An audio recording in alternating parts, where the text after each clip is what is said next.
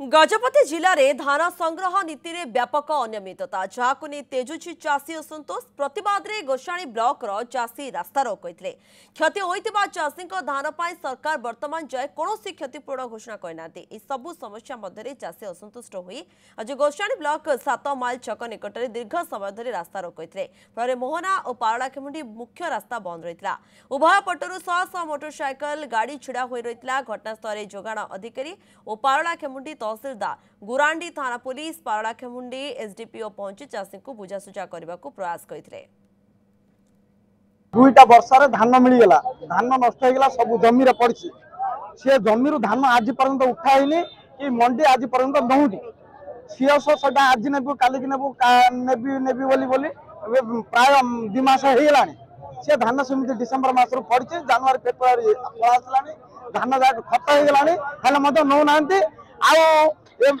पंगल समय जब धान नेबेनी रईत गुड़ा बहुत असुविधा होती पैसा पत्र सब दरकार से बाहर को चालान कले से धान अटकई देले से धान नहीं ना रईत मान बहुत असुविधा है आज मन ये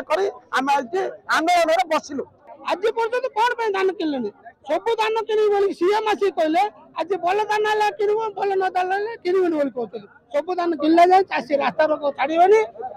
सब है रास्ता रोक क्लीयर हम।